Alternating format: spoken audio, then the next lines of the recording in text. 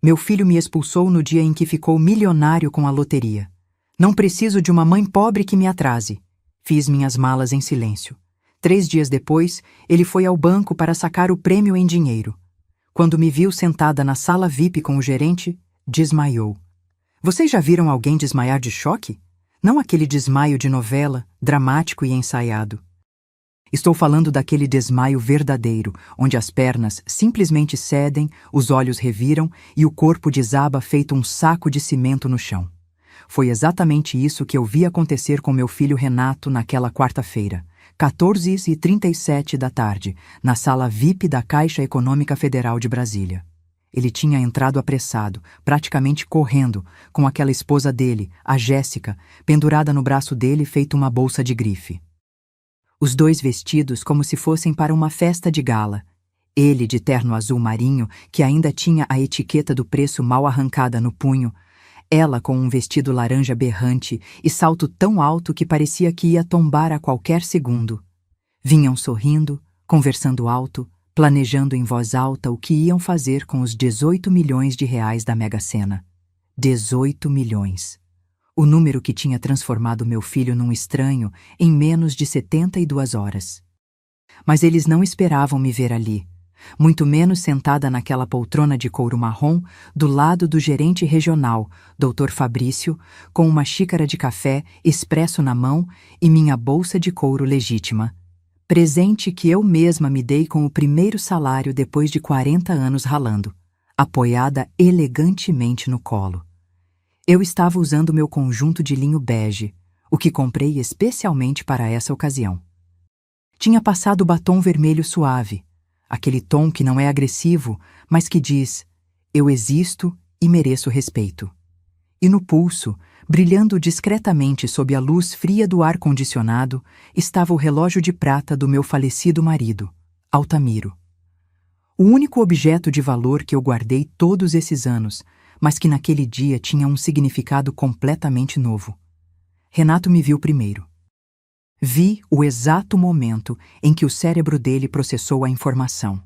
Aquela mulher sentada ali, sendo tratada como cliente VIP, era a mãe que ele tinha expulsado de casa 3 dias antes, chamando de peso morto e mãe pobre que atrasa.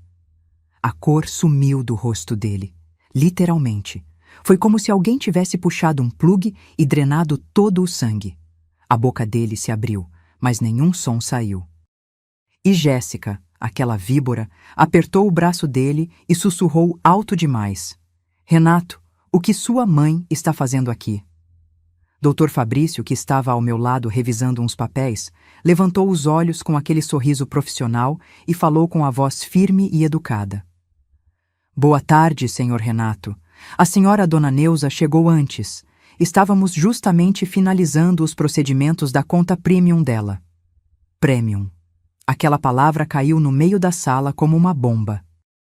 Premium! Jéssica repetiu, a voz esganiçada subindo 2 tons. Do que ele está falando, Renato? Meu filho não conseguia falar. Ele só me encarava, e eu podia ver nos olhos dele, aqueles olhos castanhos que puxaram do pai, uma mistura de confusão, medo e algo que demorei alguns segundos para identificar. Vergonha. Foi Dr. Fabrício quem continuou, sempre profissional, sempre correto. Dona Neuza se tornou cliente especial do banco nesta semana, Sr. Renato. Estamos muito honrados em atendê-la. É uma mulher de fibra, sua mãe. Ele fez uma pausa, olhou para mim como se pedisse permissão, e eu apenas ergui uma sobrancelha. Ele prosseguiu. A senhora gostaria de explicar para seu filho, Dona Neuza? Ou prefere que eu conte? O silêncio que caiu naquela sala foi pesado.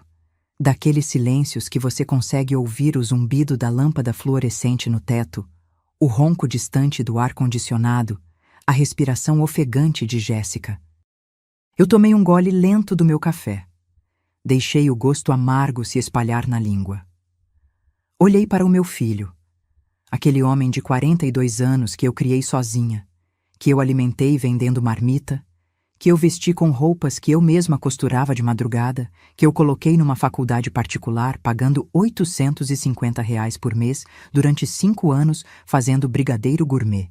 e falei com a voz mais calma que consegui. Pode contar, Dr. Fabrício. Meu filho merece saber a verdade. E foi aí que Renato desmaiou. As pernas dele cederam. O corpo inteiro desabou.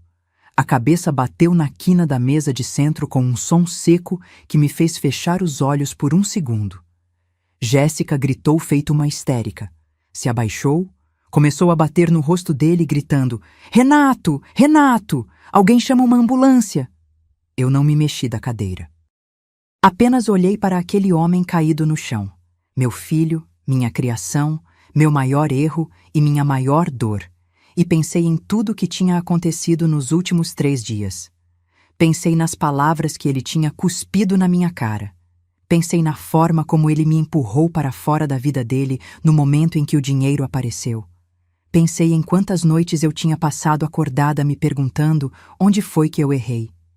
E pensei no segredo que eu tinha guardado por 40 anos. O segredo que estava prestes a mudar tudo. Se você quer entender como eu cheguei até aquele banco, como uma mãe de 67 anos que morava numa casa simples em Ceilândia se tornou cliente VIP enquanto o filho milionário desmaiava aos meus pés, então continue comigo nessa história. Porque o que você vai ouvir não é só sobre dinheiro. É sobre dignidade, traição e a lição mais dura que um filho pode aprender. E se histórias de superação e justiça tocam seu coração, se inscreva no canal, porque aqui a gente não esconde a verdade, por mais dolorosa que ela seja. Dr. Fabrício já estava no telefone chamando a equipe médica do banco. Jéssica continuava gritando, o rímel escorrendo pelo rosto. E eu continuei sentada, tomando meu café, olhando pela janela de vidro para o movimento da rodoviária do plano piloto lá embaixo. Porque pela primeira vez em 42 anos, eu não ia correr para acudir meu filho. Desta vez, ele ia ter que acordar sozinho e encarar a verdade que eu tinha escondido a vida inteira. E quando ele acordasse, sua vida nunca mais seria a mesma. Mas para entender por que aquele desmaio aconteceu, você precisa conhecer a minha história desde o começo, e eu prometo, cada palavra que você vai ouvir é real, dolorosa e necessária. Vocês sabem o que é acordar às 4:30 da manhã todos os dias durante 15 anos? Não para fazer yoga ou meditar, como essas influenciadoras de Instagram ensinam. Acordar para picar cebola com os olhos ardendo, refogar frango em panelas velhas que você herdou da sua sogra, embalar marmitas em potes de plástico que você lavava e reutilizava até ficarem opacos de tanto uso. Foi essa a minha vida de 1983 até 1998. Meu nome é Neuza Tavares da Silva. Tenho 67 anos, e quando eu tinha 27, meu mundo desabou pela primeira vez. Altamiro, meu marido, o amor da minha vida, o homem que me fazia rir mesmo quando a conta de luz atrasava, morreu num acidente de carro voltando de uma reunião de negócios em Goiânia. Foi numa sexta-feira chuvosa de março. Eu estava grávida de 4 meses do Renato. Lembro do policial batendo na porta. Lembro do som da chuva batendo no telhado de zinco da nossa casa pequena no Gama. Lembro de cair de joelhos na sala e sentir uma dor no peito tão forte que pensei que ia morrer ali mesmo, junto com ele. Mas não morri, porque tinha uma vida crescendo dentro de mim. E aquela vida precisava de mim inteira, não em pedaços. Altamiro era sócio minoritário de uma empresa de logística. Ele tinha 15% da sociedade. Não era rico, mas também não passávamos aperto. Tínhamos o suficiente. Uma casa simples, mas nossa, um carro velho, mas que andava, comida na mesa e planos. Tantos planos. Quando ele morreu, a empresa estava quebrada. Dívidas por todo lado. Os outros sócios ofereceram R$ 8.000 pela parte dele.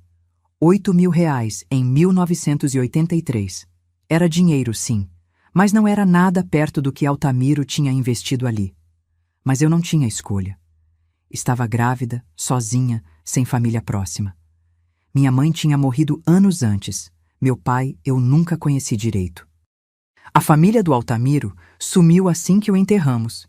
Engraçado como família some quando você deixa de ser útil, não é? Peguei aqueles 8.000, paguei o enterro, as dívidas que tínhamos e sobrou 3.000 e pouco. Com esse dinheiro comprei uma máquina de costura usada e material para fazer enxoval de bebê. Porque eu precisava trabalhar, e trabalhar em casa era a única opção para uma viúva grávida de 4 meses que não tinha nem o ensino médio completo. Renato nasceu em agosto. Um menino lindo, gordinho, cheio de cabelo preto. Quando colocaram ele nos meus braços, eu chorei tanto que a enfermeira achou que eu estava com depressão. Mas não era depressão, era medo. Um medo imenso de não conseguir dar para aquele bebê tudo o que ele merecia. E vocês sabem qual foi a primeira coisa que eu fiz quando saí da maternidade? Passei na joalheria da rodoviária do plano piloto e vendi a minha aliança de casamento. Precisava de dinheiro para fraldas e leite. A aliança do Altamiro eu não vendi, nem o relógio de prata que ele usava todo dia. Essas 2 coisas eu guardei numa caixinha de sapatos junto com a certidão de casamento e as fotos do nosso casamento simples na igreja de Taguatinga. Eu disse para mim mesma: Neuza, um dia você vai dar esse relógio para o Renato, quando ele for homem, quando ele entender o valor das coisas. 42 anos depois, aquele relógio ainda estava comigo, porque Renato nunca entendeu o valor de nada. Os primeiros anos foram os mais difíceis. Eu costurava enxoval de bebê durante o dia enquanto o Renato dormia. À noite, quando ele acordava chorando, eu embalava ele no colo costurando com a outra mão. Meus dedos viviam furados de agulha. Minhas costas doíam de ficar curvada na máquina, mas eu não podia parar. Cada bode de bebê que eu fazia era comida na mesa. Cada mandrião bordado era o aluguel pago. Quando Renato fez 3 anos, a costura não dava mais conta. O dinheiro não esticava. Foi aí que comecei a fazer marmitas. Acordava às 4h30, preparava 30 marmitas, deixava o Renato dormindo, ele era tranquilo, graças a Deus, e saía para entregar de ônibus. Voltava correndo para dar café para ele, levava na escolinha comunitária e, de tarde, limpava casas. Eu limpava 3 casas por dia, terça, quinta e sábado. Ganhava R$ 50 por casa. 150 por semana, 600 por mês, quando tinha mês completo. Com as marmitas, dava mais uns 800. No total, eu fazia R$ 1.400 trabalhando 16 horas por dia. E sabem o que Renato me disse quando tinha 16 anos e descobriu quanto eu ganhava? Mãe, você ganha uma miséria. Por que você não arranja um emprego de verdade? Emprego de verdade, como se acordar de madrugada para alimentar 30 pessoas não fosse trabalho de verdade. Como se esfregar chão de joelhos não fosse trabalho de verdade. Mas eu engoli. Sorri. Disse que ia melhorar. Sempre dizendo que ia melhorar. Renato cresceu envergonhado de mim. Não é fácil escrever isso, mas é a verdade. Ele tinha vergonha da mãe que chegava na reunião da escola com cheiro de alho porque vinha direto da cozinha. Tinha vergonha da mãe que não tinha carro enquanto as outras mães buscavam os filhos em palio novinho. Tinha vergonha da mãe que fazia as roupas dele em casa porque não podia comprar no shopping. Uma vez, ele tinha uns 12 anos, me pediu para não buscar ele na escola. Mãe, a senhora pode esperar ali na esquina? É que os meninos ficam zoando. Eu esperei na esquina. Debaixo do sol quente de 2 da tarde, com as sacolas de feira no braço, eu esperei escondida para meu filho não sentir vergonha de mim. E ainda assim, eu amava aquele menino com cada fibra do meu ser. Quando ele terminou o ensino médio, queria fazer faculdade de engenharia civil. Particular, porque na UniB, ele não tinha passado. A mensalidade era R$ 850. 850, mais da metade do que eu ganhava com as marmitas. Foi aí que eu comecei a fazer brigadeiro gourmet. Aprendi vendo vídeo no YouTube na Lan House do bairro. Comprei forminhas bonitas, caixinhas decoradas. Fazia 200 brigadeiros por fim de semana e vendia na feira.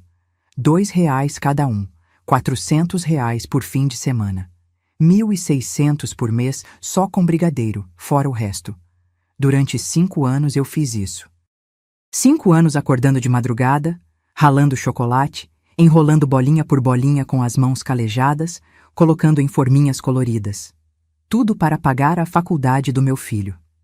Sabem quantas vezes Renato me agradeceu nesses 5 anos? Nenhuma. Nem uma vez. Quando ele se formou, em 2008, eu organizei uma festinha pequena aqui em casa. Fiz salgados, comprei refrigerante, convidei os vizinhos. Estava tão orgulhosa. Meu filho, engenheiro. Engenheiro. Filho de costureira e viúva, engenheiro formado. Ele chegou na festa, ficou 20 minutos e foi embora. Disse que tinha compromisso com os amigos da faculdade. Com os amigos de verdade, imagino que ele quis dizer. Fiquei ali, com os salgados esfriando na mesa, ouvindo Dona Edileuza da casa ao lado tentando me consolar. Deixa, Neuza, menino novo é assim mesmo. Ele te ama, só não sabe demonstrar. Mas eu já sabia lá no fundo que não era questão de não saber demonstrar. Era questão de não sentir. Os anos passaram. Renato arrumou emprego numa construtora grande. Começou a ganhar bem. 4, 5 mil por mês. Alugou um apartamento em Águas Claras. Apartamento pequeno, mas num prédio com portaria, piscina, essas coisas. Eu continuava na minha casa simples de 2 quartos em Ceilândia, com as paredes rachadas que eu pintava de vez em quando com o dinheiro contado. Ele ia me visitar talvez uma vez por mês. Às vezes pulava 2 meses, sempre com pressa. Sempre olhando o celular, sempre saindo rápido. Eu nunca pedi dinheiro para ele, nunca. Continuei fazendo minhas marmitas, meus brigadeiros, limpando minhas casas, porque eu tinha orgulho e porque lá no fundo eu ainda esperava que um dia ele chegasse aqui e dissesse: "Mãe, obrigado por tudo." Mas esse dia nunca chegou. E então, em 2019, ele conheceu a Jéssica. Aquela mulher que ia transformar meu filho de filho ingrato em filho cruel. Mas essa parte da história, essa parte precisa de atenção especial. Porque quando Jéssica entrou na vida do Renato, eu não perdi só um filho. Eu perdi a esperança de um dia ser vista por ele. Jéssica Monteiro Cavalcante. Até hoje o nome completo dela sai da minha boca com gosto de fel. Ela apareceu num churrasco que Renato fez no apartamento dele em setembro de 2019. Ele me ligou, coisa rara, e disse: "Mãe, vou fazer um churrasquinho no sábado. Queria que a senhora conhecesse uma pessoa importante." Pessoa importante. Meu coração deu um pulo. Fazia tanto tempo que ele não me incluía em nada da vida dele que achei que finalmente as coisas iam melhorar. Comprei um vestido novo numa loja do centro.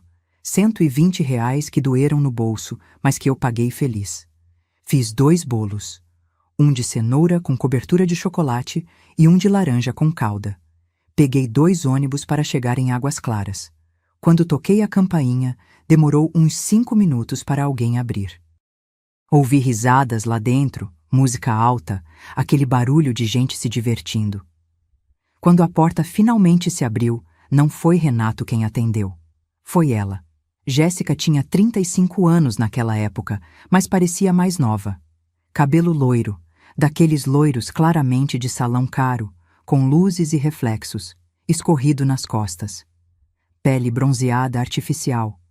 Unhas longas vermelhas que pareciam garras. Ela usava um conjunto branco de linho, calça e blusa, que provavelmente custava mais do que eu ganhava em 2 meses. E o sorriso. Aquele sorriso de quem morde, mas não mastiga. "Você deve ser a mãe do Renato", ela disse. Não era pergunta. Era constatação. E o jeito que ela falou, mãe do Renato, não Dona Neuza, já deixou claro que para ela eu não tinha nome próprio. Eu era apenas uma função. "Sou sim. Neuza. Trouxe uns bolos." Comecei estendendo as travessas. Ela olhou para os bolos como se eu tivesse trazido algo contaminado. Que fofo! Bolo caseiro!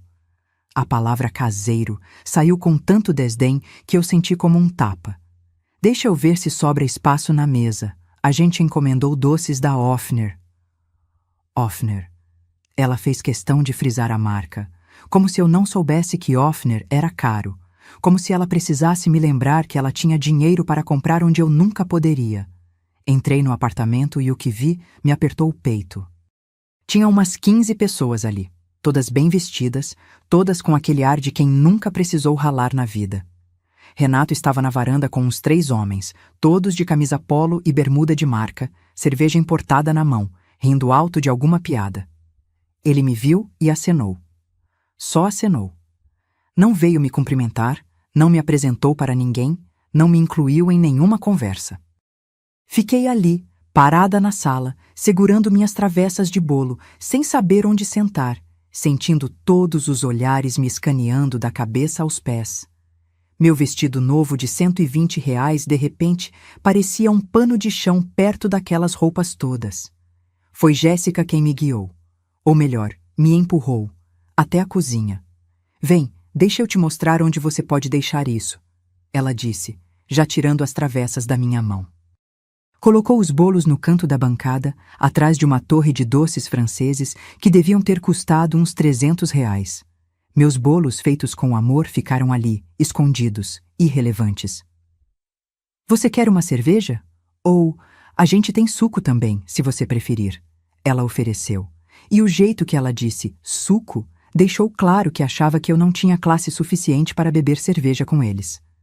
Pode ser uma água, por favor, respondi, tentando manter a voz firme. Água da torneira tá boa ou você prefere mineral? Ela sorriu. Aquele sorriso de hiena. Gente, eu não sou boba. Eu sei quando alguém está me diminuindo, mas era a namorada do meu filho, então engoli e disse: torneira tá ótimo. Passei 3 horas naquele apartamento. 3 horas sentada num canto do sofá, vendo meu filho ignorar minha presença enquanto fazia churrasco para os amigos dele e para aquela mulher que já tinha decidido que eu era um problema a ser resolvido. Ninguém comeu meu bolo. No final da noite, quando fui embora, de novo sem Renato se oferecer para me levar ou chamar um Uber, Jéssica me devolveu as travessas com os bolos intactos. Foi uma pena. Ninguém conseguiu comer tudo. Mas leva. Você pode aproveitar em casa. Aquilo doeu mais do que qualquer tapa na cara. No Uber de volta, R$ 87 que eu paguei sozinha, eu chorei calada no banco de trás. O motorista percebeu, mas não falou nada. Só aumentou o volume da música.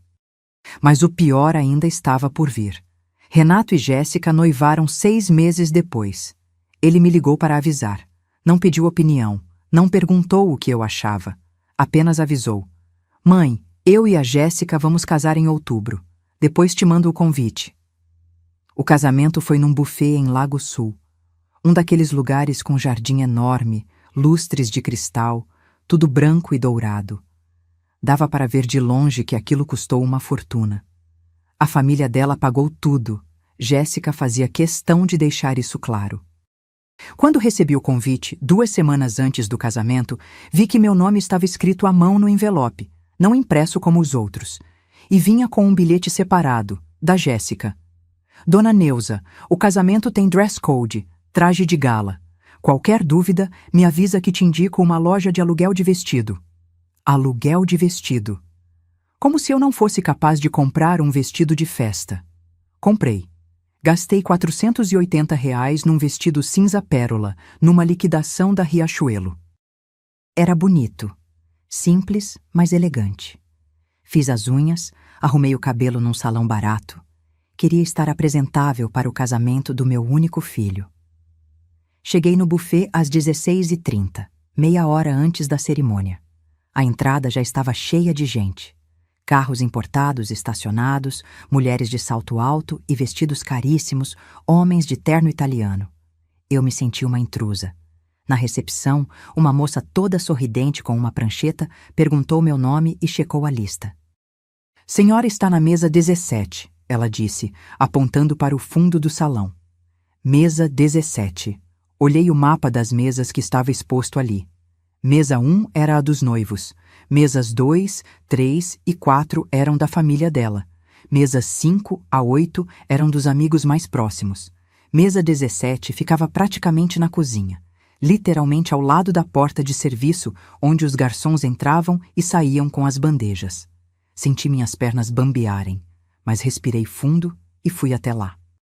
Na mesa estavam mais 7 pessoas que eu nunca tinha visto na vida. Depois eu descobri.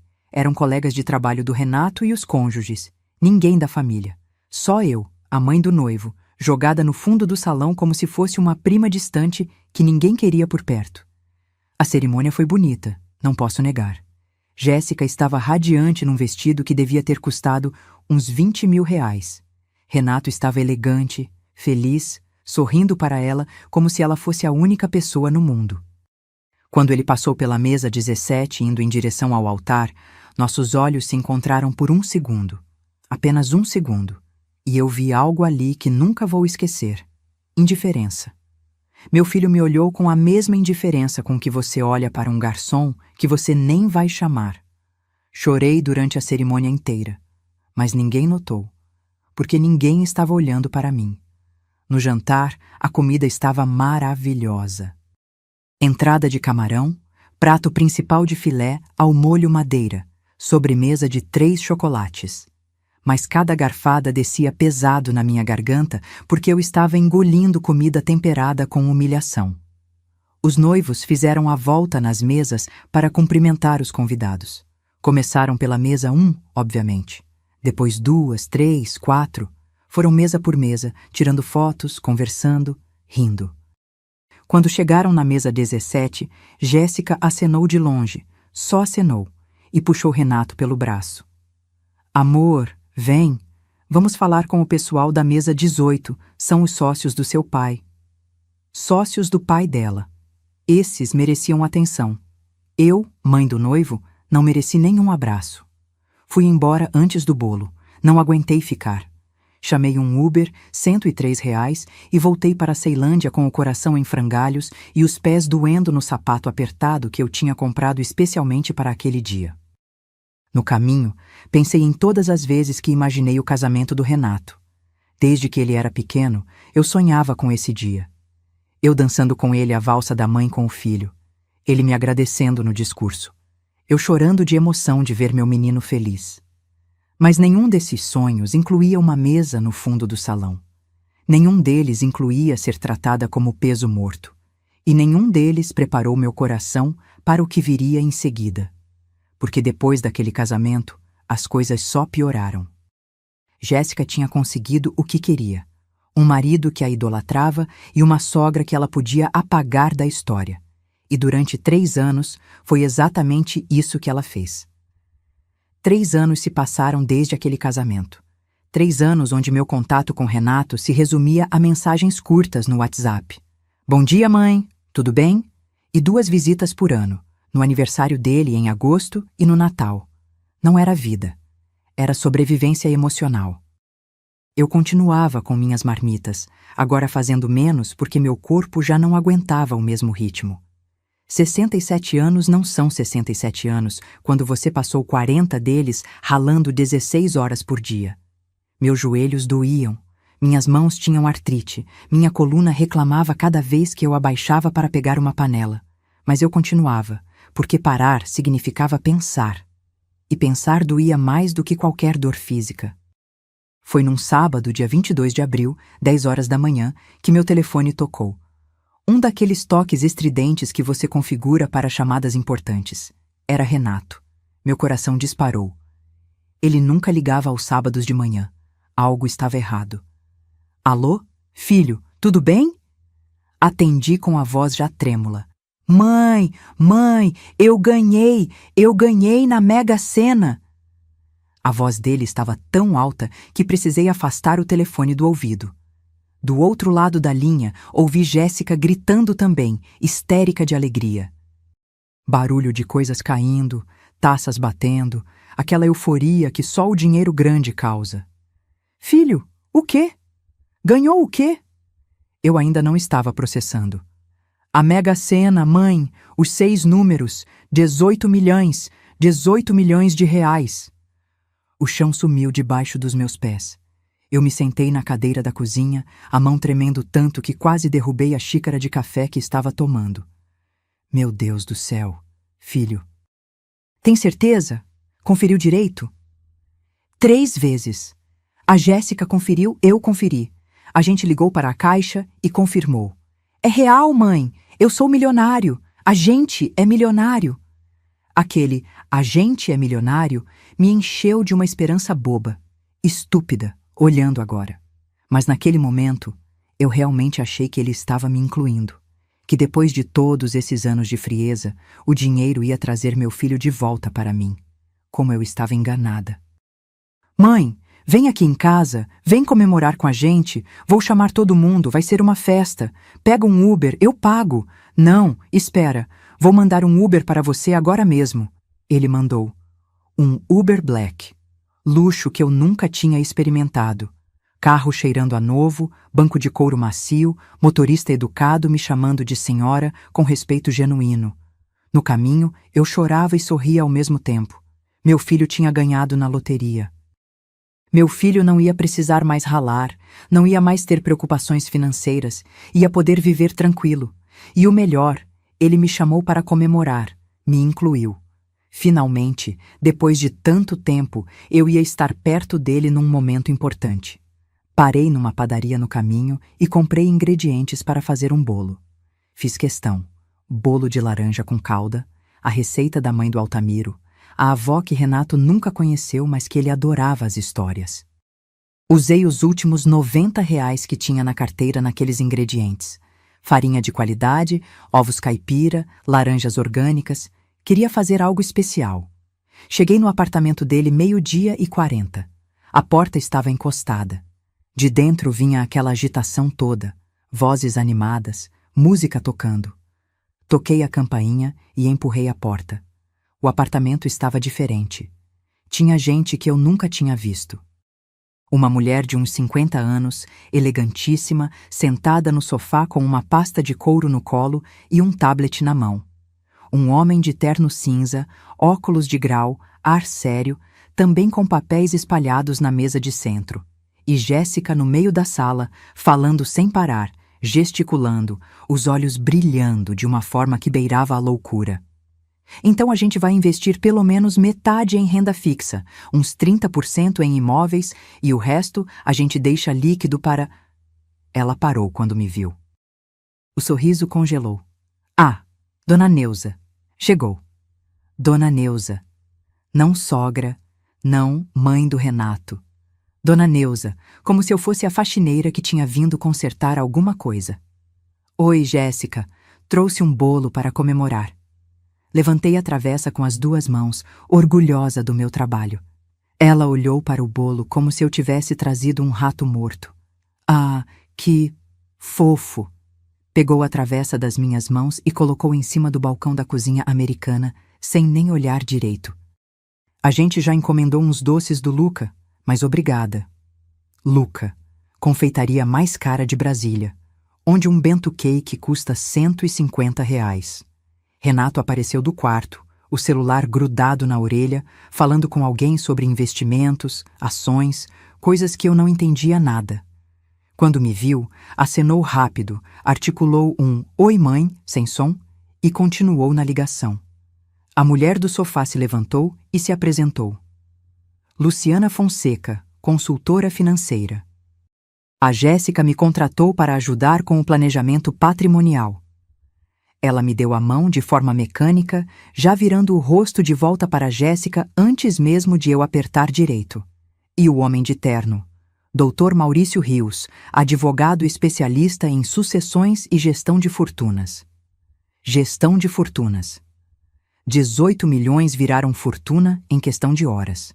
Sentei no sofá, melhor, me espremi num cantinho do sofá porque a mesa de centro estava lotada de papéis, gráficos, planilhas impressas. Fiquei ali, quieta, assistindo aquele vai e vem todo enquanto me tornava invisível. Jéssica falava sem parar. "A gente precisa de um carro novo, aquele Tigo não dá mais. Estou pensando numa Cayenne. O que vocês acham? E a casa? Tem aquele condomínio novo no Lago Norte, casas de 5 milhões, piscina privativa, segurança 24 horas. Renato tinha desligado o telefone e se juntado a ela, os dois sentados no chão, rodeados de fotos de imóveis de luxo impressas do site da imobiliária. "Essa aqui é linda, amor. 4 suítes, churrasqueira gourmet, área de lazer completa." Ele apontava empolgado. Churrasqueira gourmet. Meu filho que comeu a vida inteira na minha churrasqueirinha de tijolos no quintal. Fiquei ali 2 horas ouvindo planos milionários, ouvindo Jéssica sonhar alto com viagens para Paris, Dubai, Maldivas. 2 horas vendo meu filho se transformar em alguém que eu não reconhecia.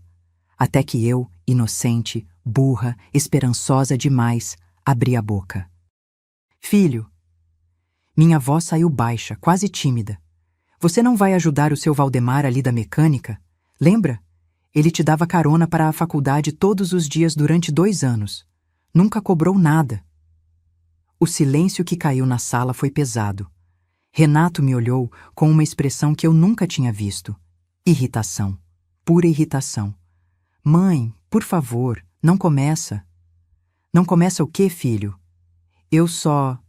Seu Valdemar me deu carona porque ia para o mesmo lado. Não foi favor.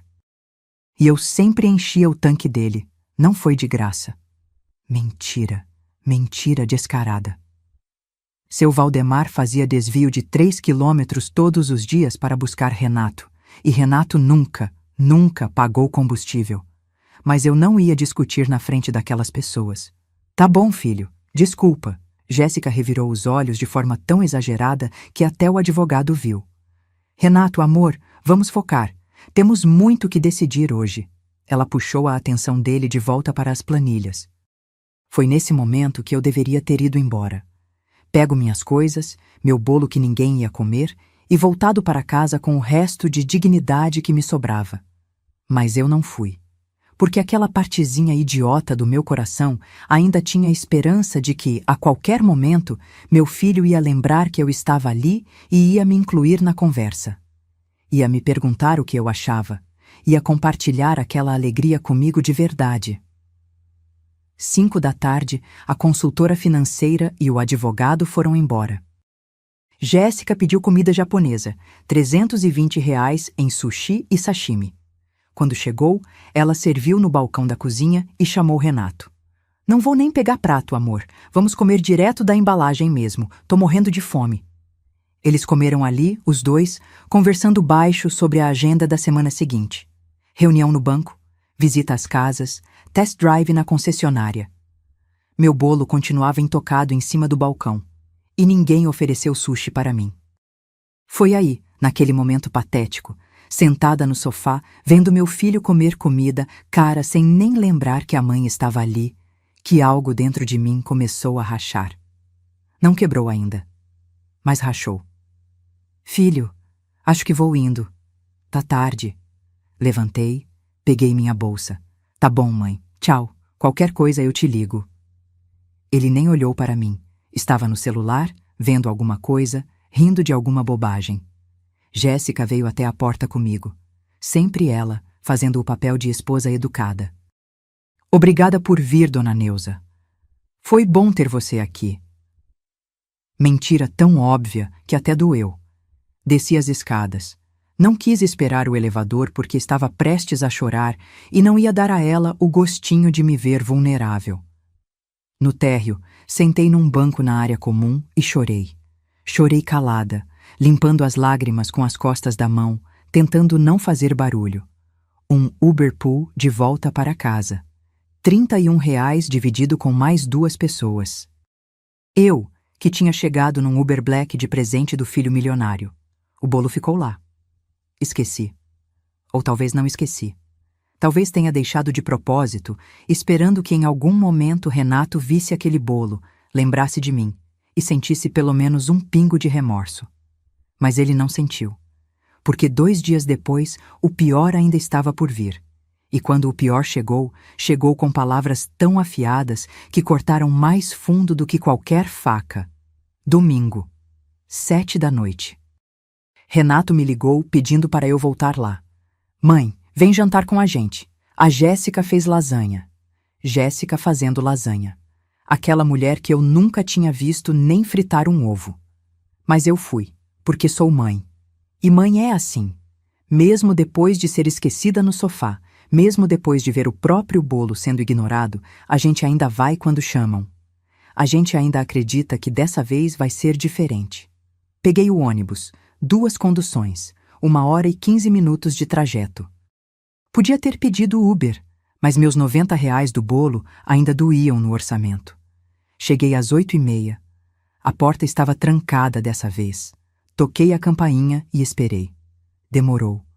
Ouvi passos arrastados, alguém reclamando: "Quem é a essa hora?" E finalmente Renato abriu. Ele estava de bermuda e camiseta velha, o cabelo bagunçado, cara de quem tinha dormido a tarde inteira. Nos olhos, aquele brilho meio desnorteado de quem ainda está processando que a vida mudou da noite para o dia. "Oi, mãe." "Entra." Não teve abraço. Não teve "que bom que você veio." Só um "entra" monossilábico, e ele já virando as costas, voltando para o sofá onde estava assistindo alguma coisa na TV. Jéssica estava na cozinha. Quando entrei, vi que não tinha lasanha nenhuma. Tinha embalagens de delivery espalhadas no balcão. Comida árabe, esfirras, quibe, tabule. "Ah, dona Neuza." Mudei de ideia sobre a lasanha. Achei muito trabalhoso. Pedi comida. Ela nem olhou para mim enquanto falava, ocupada mexendo no celular. "Trabalhoso fazer lasanha no dia em que você acabou de ganhar R$ 18 milhões. Faz sentido." "Tudo bem, posso comer qualquer coisa", respondi, mantendo o tom neutro. O jantar foi estranho, silencioso. Renato comia olhando o celular.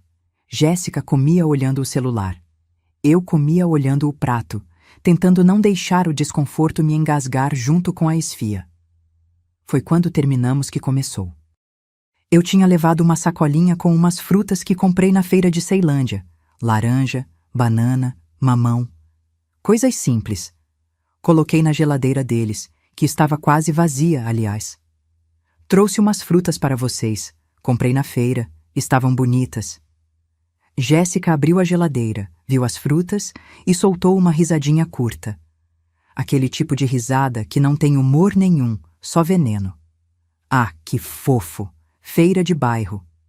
Ela pegou uma laranja, examinou como se fosse um objeto estranho. "Renato, amor, a gente vai começar a comprar no Empório Santa Luzia agora. Frutas orgânicas, sabe? Aquelas que vêm em caixinhas de madeira. Frutas em caixinhas de madeira.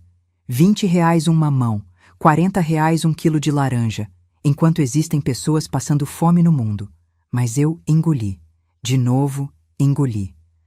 "Filho", comecei, a voz saindo mais fraca do que eu queria. "Minha geladeira quebrou semana passada. O técnico falou que não tem conserto, precisa trocar. Tá uns R$ 1.800 uma nova. Eu queria saber se você..." Não terminei a frase. A cara de Renato mudou. Foi instantâneo. Os olhos arregalaram, o maxilar travou, aquela veia na testa que sempre saltava quando ele ficava nervoso começou a pulsar. "Sério, mãe?" A voz dele saiu entre os dentes. "Você veio aqui pedir dinheiro?" "Filho, não é pedir. É que..." "Não é pedir?" Ele levantou da cadeira, a voz subindo 2 tons. "Então, o que é? Porque até onde eu sei, pedir dinheiro é exatamente isso. Chegar aqui com sua geladeirinha quebrada, querendo que eu resolva." Senti como se tivesse levado um soco no estômago. "Renato, eu nunca pedi nada para você. Nunca. Em 42 anos, essa é a primeira..." "A primeira?" Ele riu, mas não era risada, era escárnio. "Mãe, a senhora acha que eu esqueci?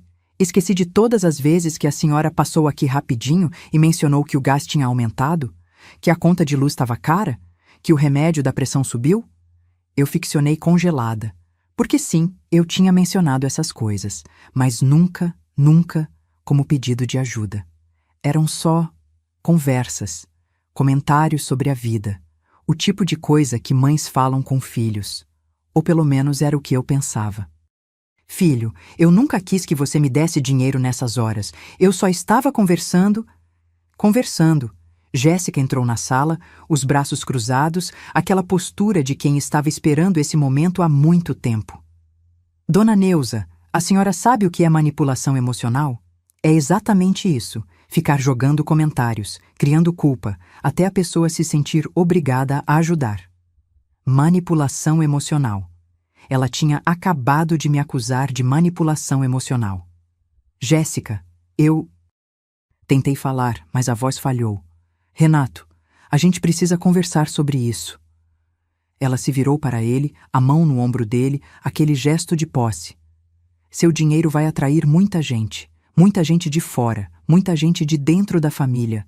A gente precisa estabelecer limites agora, antes que vire uma bola de neve. Limites. Ela estava falando de mim como se eu fosse uma ameaça externa, como se eu fosse uma dessas pessoas que aparecem do nada quando alguém ganha na loteria. Mãe. Renato passou a mão no rosto, aquele gesto de quem está exausto. A Jéssica tem razão. A gente precisa ter cuidado. Esse dinheiro é nosso futuro. A gente não pode ficar distribuindo para todo mundo que aparecer com problema. Todo mundo que aparecer com problema. Eu tinha virado todo mundo. Renato! A voz saiu quebrada. Eu sou sua mãe. E eu sou seu filho. Ele explodiu de vez.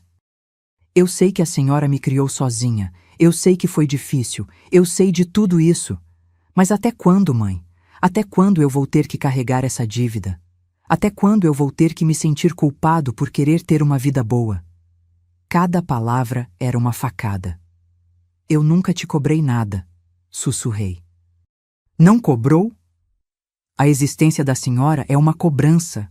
Cada vez que eu te vejo naquela casa caindo aos pedaços, cada vez que a senhora chega aqui com suas roupinhas simples, seus bolinhos caseiros, é uma cobrança silenciosa. É um lembrete de que eu tenho e a senhora não tem. Senti minhas pernas fraquejarem.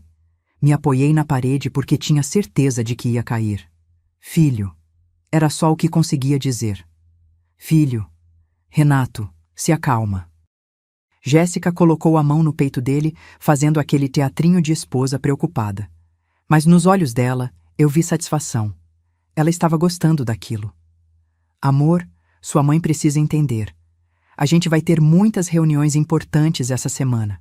Com banqueiros, investidores, gente séria. A gente precisa focar. Não dá para ficar resolvendo o problema de família toda hora. Problema de família. Eu era um problema de família. Foi nesse momento que aconteceu. Eu tinha na mão uma xícara de porcelana. Branca com filete dourado, uma xícara que minha avó me deu quando casei com Altamiro. Uma das únicas coisas que eu tinha guardado todos esses anos e que bobamente trouxe para tomar café ali enquanto eles jantavam. Minhas mãos estavam tremendo tanto que a xícara escorregou. Caiu no chão de porcelanato, explodiu em 1000 pedaços. O barulho ecoou na sala como um tiro. Jéssica deu um pulo dramático, a mão no peito. Meu Deus! Olha só, quebrou nossa louça. Renato, essa é da coleção que ganhamos de casamento. Não era. Aquela xícara era minha. Mas ela mentiu na cara dura, e Renato não me defendeu. Desculpa. Me abaixei para juntar os cacos, as mãos tremendo, as lágrimas começando a embaçar a visão. Deixa, mãe. A faxineira limpa amanhã. Renato falou com tanta frieza que os cacos da xícara pareceram menos afiados do que as palavras dele. Levantei. Olhei para meu filho. Realmente olhei. E vi um estranho. Renato, a voz saiu firme agora. Firme e gelada. Me diz uma coisa. Quando você ganhou esse dinheiro, qual foi o primeiro sentimento que você teve? Felicidade? Ou alívio de finalmente não precisar mais de mim? O silêncio foi absoluto. Ele não respondeu. E a falta de resposta foi resposta suficiente. Mãe, eu acho melhor a senhora ir para casa. Jéssica se adiantou, já pegando minha bolsa que estava no sofá e estendendo para mim. Foi um dia longo para todo mundo. A gente precisa descansar. Renato tem reunião no banco quarta-feira de manhã para sacar o prêmio. Muita coisa para resolver. Quarta-feira de manhã. Reunião no banco. Peguei minha bolsa. Não disse nada. Apenas olhei para Renato uma última vez, esperando, ainda esperando, mesmo depois de tudo, que ele dissesse alguma coisa. Que me pedisse para ficar. Que se desculpasse. Que voltasse a ser meu filho. Mas ele não voltou. Tchau, mãe. eu ligo depois. Saí daquele apartamento com as costas retas e a cabeça erguida. Mas no elevador, sozinha, desabei. Chorei cada segundo dos 12 andares até o térreo. Chorei no ponto de ônibus esperando a condução. Chorei calada no ônibus lotado de domingo à noite, rezando para que ninguém me reconhecesse, ninguém perguntasse o que tinha acontecido. Cheguei em casa às 11 da noite. A casa vazia, a geladeira quebrada zumbindo irritantemente, os cacos do meu coração espalhados pelo caminho. Mas foi ali, sentada sozinha na minha cozinha escura, que algo mudou. Não foi raiva, não foi mágoa, foi clareza. Clareza fria, cortante, libertadora. Levantei, acendi a luz, fui até o meu quarto e abri o armário velho de madeira. No fundo, embaixo de cobertores que eu não usava há anos, estava uma caixa de sapatos desbotada.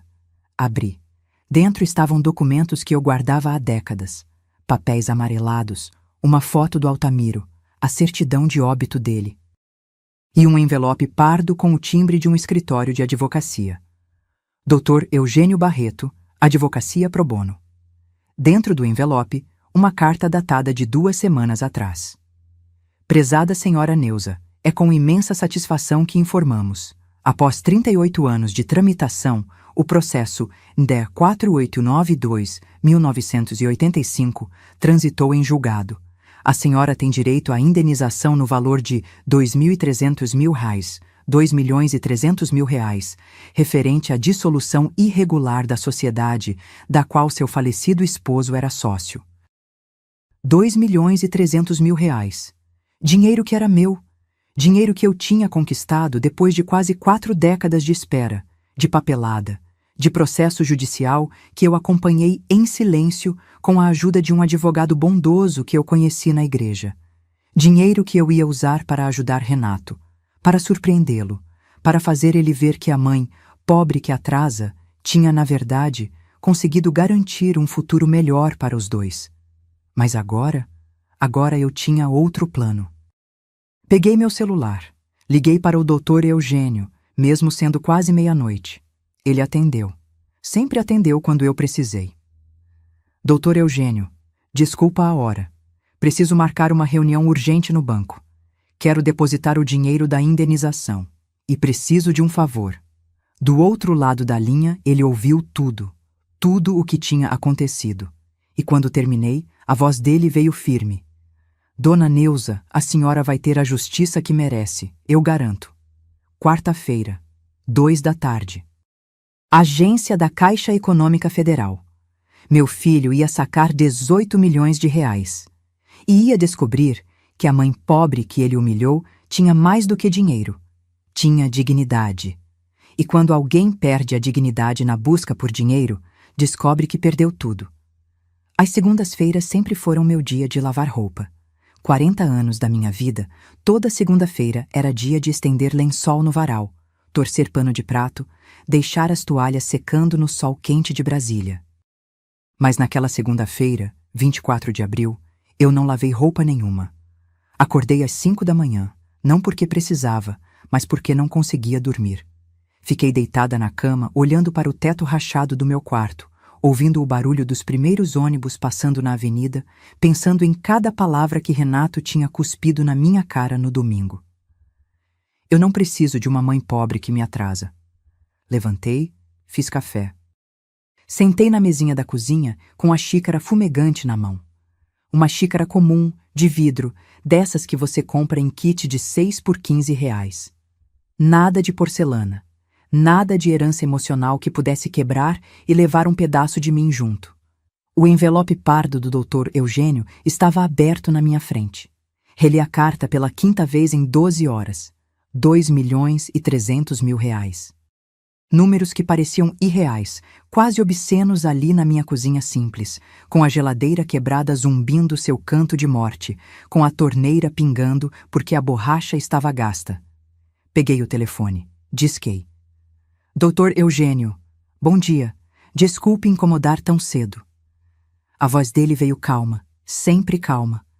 Dona Neuza, a senhora nunca incomoda. Conseguiu dormir? Não muito. Tomei um gole de café. Preciso de uma reunião no banco hoje. Pode ser? Hoje? Deixa eu ver aqui. Ouvi ele digitando do outro lado. Consigo às 3 da tarde na caixa do setor bancário sul. Vou ligar para o gerente regional agora mesmo. Gerente regional? Dona Neuza, 2.300.000 reais não são depositados na boca do caixa comum. A senhora vai ser cliente especial. Premium. Vai ter gerente dedicado, sala privativa, todo o tratamento VIP. VIP. Eu, Neuza Tavares da Silva, costureira de Ceilândia, cliente VIP. A ironia era tão grande que quase ri. Quase. Tem outra coisa, doutor Eugênio. Hesitei. O meu filho, ele vai sacar o prêmio da loteria essa semana. Na caixa também. O senhor consegue descobrir que dia? Silêncio do outro lado. Depois. Dona Neuza, a senhora tem certeza disso? Do que a senhora está planejando? Tenho. Minha voz saiu mais firme do que eu esperava. Ele precisa saber. Precisa entender que a mãe que ele humilhou, que ele expulsou, que ele chamou de peso morto, não é o que ele pensa. Deixa comigo, vou descobrir. Desliguei e fiquei ali, olhando para a parede da cozinha, onde tinha uma foto antiga emoldurada. Eu e Renato, ele com uns 8 anos, sorrindo na frente do parque da cidade. Era aniversário dele. Eu tinha feito brigadeiro a semana inteira para conseguir pagar aquele passeio. Entrada do parque, pipoca, um carrinho de controle remoto barato que ele queria tanto. Naquela foto, ele me olhava como se eu fosse a mulher mais importante do mundo. Quando foi que isso mudou? Quando foi que eu deixei de ser mãe e virei problema? Levantei, tirei a foto da parede. Guardei dentro da gaveta da cozinha. Não com raiva, só com desapego. Aquele menino da foto não existia mais. Às 2h15 da tarde, eu estava na frente do espelho do meu quarto escolhendo o que vestir. Tinha 3 opções: o vestido cinza pérola que usei no casamento, uma calça preta com blusa branca que eu usava para ir à igreja, ou o conjunto de linho bege que comprei há 6 meses numa liquidação e nunca tinha usado porque estava guardando para uma ocasião especial. Escolhi o conjunto bege. Me arrumei com calma. Passei batom, vermelho suave, daqueles que dão um ar de seriedade sem parecer exagerado. Prendi o cabelo num coque baixo. Calcei a sandália de couro que comprei em 2019 e que só usava em casamento e aniversário. E peguei o relógio de prata do Altamiro. Meus dedos tremeram quando abri a caixinha de veludo onde ele estava guardado. Fazia anos que eu não usava. Tinha medo de perder, de quebrar, de ter roubado no ônibus. Mas naquele dia eu precisava dele comigo. Precisava sentir o peso dele no pulso, como se o Altamiro estivesse ali dizendo: vai, Neuza, você merece. Coloquei no pulso esquerdo. O metal frio contra a pele me deu arrepios. Peguei minha bolsa de couro, a legítima que comprei com o primeiro salário depois que parei de fazer marmita e consegui um emprego fixo de cozinheira numa escola particular. R$ 53 por dia, segunda a sexta, com carteira assinada. Foi o primeiro dinheiro limpo que ganhei depois de 40 anos na informalidade. Com esse primeiro salário, comprei aquela bolsa. R$ 240 numa loja do Conjunto Nacional. A vendedora tinha olhado para mim com desdém. Minha roupa simples, meu jeito de gente que não tinha dinheiro. Mas quando coloquei as notas em cima do balcão, o olhar dela mudou. Eu nunca esqueci aquele momento. A sensação de poder comprar algo de qualidade sem precisar parcelar, sem precisar pedir desconto, sem precisar se humilhar. E naquele dia, indo para o banco, eu ia sentir isso de novo, mas multiplicado por milhões. O Uber chegou às 2h30. Uber comum, não black. Eu não precisava de luxo, precisava de dignidade. No caminho, o motorista tentou puxar conversa. Vai pro centro trabalhar, dona? Vou resolver umas coisas no banco, respondi olhando pela janela. Banco é sempre uma dor de cabeça, né? Fila, burocracia. Hoje não vai ter fila. Falei mais para mim mesma do que para ele. Cheguei na Caixa Econômica Federal às 2h55. O prédio enorme, todo de vidro, refletindo o sol da tarde. Gente entrando e saindo, a maioria com cara cansada, carregando papéis, reclamando da demora. Eu entrei pela porta principal e uma recepcionista me parou. Boa tarde, a senhora tem agendamento? Tenho. Neuza Tavares da Silva. Reunião com o Dr. Fabrício Andrade, gerente regional. Ela checou no computador. A expressão mudou instantaneamente. Os olhos arregalaram levemente, o sorriso ficou mais largo, a postura mais ereta. Ah, sim, a senhora é cliente premium. Por favor, me acompanhe. Vou levá-la direto para a sala VIP. Cliente premium. Ela disse aquilo em voz alta e as pessoas ao redor olharam. Uma senhora de uns 70 anos, bem vestida, mas sem exageros, sendo tratada como cliente premium. Subi no elevador exclusivo, aquele que só funcionava com cartão de acesso. A recepcionista usou o dela e apertou o 10º andar. Quando as portas se abriram, era outro mundo. Carpete silencioso. Ar-condicionado na temperatura perfeita. Poltronas de couro. Quadros nas paredes. E silêncio. Aquele silêncio de dinheiro grande, onde os problemas são resolvidos em voz baixa e com discrição. Por aqui, dona Neuza. A sala VIP tinha uma mesa de mogno, 6 poltronas de couro marrom, uma janela enorme com vista para a rodoviária do plano piloto e um frigobar com água, café expresso e até champanhe. Dr. Fabrício me recebeu pessoalmente. Um homem de uns 45 anos, terno azul marinho impecável, gravata vermelha, um sorriso genuíno que me pegou de surpresa. Dona Neuza, que alegria reencontrá-la! Ele estendeu a mão e, quando apertei, ele cobriu com a outra mão aquele gesto de calor humano verdadeiro. Eu não o reconheci de imediato. Dr. Fabrício, desculpe, mas... A senhora não lembra de mim, né? Normal. Eu era criança. Fabricinho. Filho da Dona Márcia. Dona Márcia. O nome me atingiu como um raio. Dona Márcia, a costureira da Asa Norte? Isso! Minha mãe! Ele sorriu, os olhos marejando levemente. A senhora vendia marmita para ela em 1995, lembra? Minha mãe estava passando dificuldade depois que meu pai morreu. Sem dinheiro, 3 filhos para criar. A senhora descobriu e passou a levar marmita todo dia, de graça, durante 6 meses. Disse que era sobra que ia estragar. Mas eu sabia que não era sobra. A senhora estava dando comida para nós. Lembrei. Dona Márcia, magrinha, olhos fundos, as mãos trêmulas de tanto costurar e tão pouco comer. E os 3 filhos, 2 meninos e uma menina. O mais velho devia ter uns 10 anos. Você era o mais velho, sussurrei. Era. E hoje eu sou gerente regional da Caixa por causa da senhora. Porque a senhora nos alimentou quando tínhamos fome. Minha mãe conseguiu se reerguer, eu consegui estudar, passei em concurso. E quando vi seu nome na agenda hoje, junto com o Dr. Eugênio, soube que era você. Checoquei tudo. É você. A mulher que salvou minha família. Senti as lágrimas queimando, mas não deixei cair. Fabricinho, você cresceu tanto. E a senhora continua a mesma, lutadora, digna. Ele apontou para a cadeira. Senta, por favor. Vamos resolver tudo. Dr. Eugênio me contou sua situação e me contou sobre seu filho. Sentei. Ele serviu café expresso numa xícara minúscula de porcelana branca. O café era forte, amargo, perfeito. Dona Neuza, seu filho agendou para sacar o prêmio quarta-feira.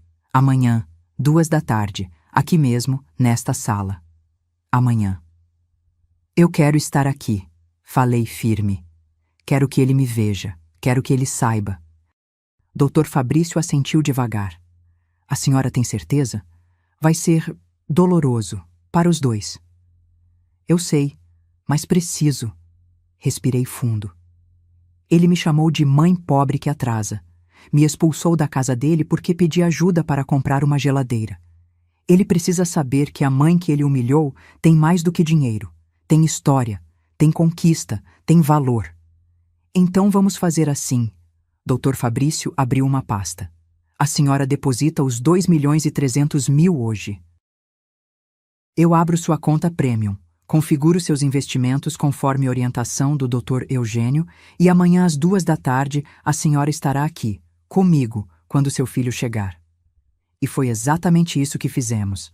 Assinei papéis, digitei senhas, confirmei depósitos.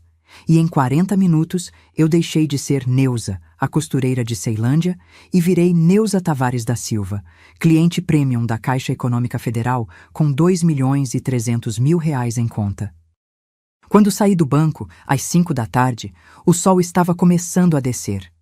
A luz dourada batia nos prédios de vidro da esplanada. Peguei um Uber de volta para casa e durante todo o trajeto fiquei olhando para o relógio do Altamiro no meu pulso. Amanhã, amor, sussurrei para o relógio. Amanhã ele vai entender. Cheguei em casa, tirei o conjunto bege, guardei com cuidado, tomei banho, fiz uma sopa simples de legumes, comi na mesinha da cozinha, sozinha, no silêncio da minha casa. E pela primeira vez em semanas, dormi a noite inteira, sem pesadelos, sem angústia. Porque eu sabia que no dia seguinte, às 2 da tarde, meu filho ia aprender a lição mais dura da vida dele. E quando o orgulho e o dinheiro cegam um filho, só a verdade nua e crua pode abrir os olhos dele. Quarta-feira, dia do acerto de contas. Acordei às 6 da manhã, mesmo sem ter colocado o despertador. O corpo sabia que aquele dia era diferente. Levantei, abri a janela do quarto, deixei o ar fresco da manhã entrar. Brasília em abril tem um ar seco que arde um pouco no nariz, mas naquele dia até o ar seco me pareceu mais leve. Fiz café, sentei na cozinha e pela primeira vez em 42 anos olhei para a foto do Altamiro sem sentir aquele aperto no peito. Peguei o porta-retrato que ficava em cima da estante da sala.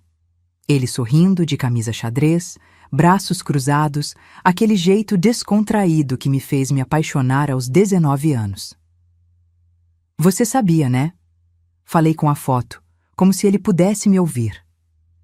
Você sabia que aquela sociedade ia valer alguma coisa um dia. Não era à toa que você insistia tanto naqueles papéis, mesmo quando tudo estava dando errado. Altamiro tinha sido comerciante. Começou vendendo peças de carro numa lojinha no Núcleo Bandeirante. Trabalhou tanto, economizou tanto, que em 1981 conseguiu entrar como sócio minoritário de uma empresa nova, Transbrasília Logística. 15% da sociedade. Investiu tudo o que tinha, 23 mil cruzeiros da época. A empresa começou bem. Entregava mercadoria para lojas, fazia transporte de carga, tinha 3 caminhões. Mas em 1983, com a crise econômica batendo, as coisas desandaram. Clientes deixaram de pagar, combustível disparou, um dos caminhões bateu e o seguro não cobriu. A Transbrasília estava afundando. Foi quando Altamiro começou a brigar com os outros sócios.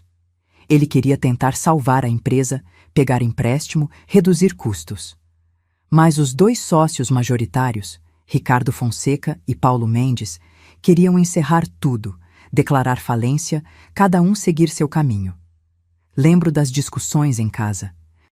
Altamiro chegava nervoso, irritado, falando que os sócios estavam escondendo algo, que tinha dinheiro entrando que não aparecia nos relatórios, que alguma coisa estava errada. Neuza, eles estão me enganando. Eu sei que estão, mas não consigo provar. Ele morreu 3 semanas depois. Acidente na BR-040, voltando de uma reunião tensa em Goiânia, onde tinha tentado conseguir um contrato novo para salvar a empresa. Quando ele morreu, eu estava grávida de 4 meses e destruída. Não tinha cabeça para pensar em empresa, em sociedade, em processo. Os 2 sócios vieram no velório, Ricardo e Paulo, de terno preto, cara de pêsames, e 2 semanas depois apareceram na minha porta com uma proposta. Dona Neuza, a empresa está quebrada. Não tem como continuar. A gente vai encerrar as atividades. Estamos oferecendo 8 mil reais pela parte do Altamiro. É tudo que conseguimos. 8 mil reais. Na época parecia dinheiro. Eu não tinha nada. Precisava de alguma coisa para recomeçar. Assinei. Peguei o dinheiro e tentei tocar a vida. E a Transbrasília fechou as portas em maio de 1983. Ou pelo menos foi o que eles disseram, porque em 1997, 14 anos depois, eu estava assistindo o Jornal Nacional e quase caí da cadeira. A reportagem era sobre uma empresa de logística que tinha acabado de fechar contrato milionário com o governo federal para transporte de cargas. O nome da empresa: Transbrasília Logística e Transportes Limitada.